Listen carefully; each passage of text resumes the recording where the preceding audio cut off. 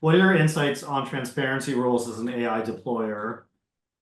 Oh, this is like a classic, like somebody here has been reading the EU AI Act.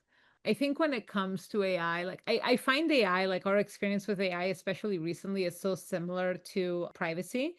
Obviously, the EU AI Act has been providing us some really meaningful guidance on what should really be deemed like a red line of what you really shouldn't do in terms of AI that you deploy. So I think you can use that as like guidance on what is really risky and really not kosher for the world.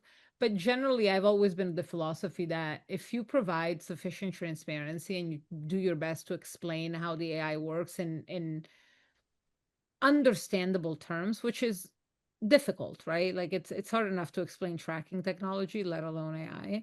Transparency goes a long way to make technology palatable to regulators. So to the extent that you can, providing transparency is going to put you in a better position when it comes to making your product successful. I think sometimes we as compliance people, we kind of run up against the tension of, oh, we're making all of our like secret sauce, public if we give all of this information. But I've always been of the opinion that if just explaining how the product works is disclosing all of your proprietary information, there must be not a lot of proprietary information in this product. So Yeah, Val, I guess my 2 cents on that question is and it goes hand in hand with challenges in the privacy world is that there's like a superficial level of transparency similar to a superficial level of privacy, and a lot of the conversation is at that level.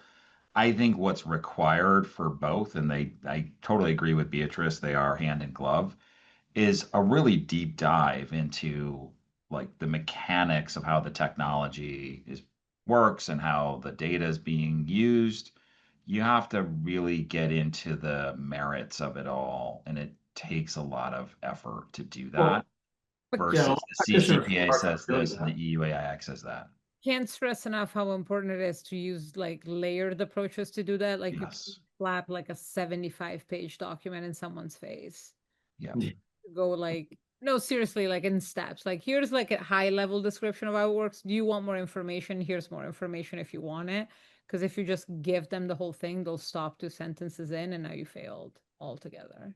Yeah, I mean, and a really practical point is that, it's a great question, but it's really hard to answer any transparency question or any privacy policy or fulfill any request for a DSAR without knowing what you have. And so that's a core competency issue too, right? Like it's nailing the basics, the core competencies of privacy remains one of the most important things you can do, even in spite of the fact that we now have AI and connected vehicles and connected TVs and all these new emerging things.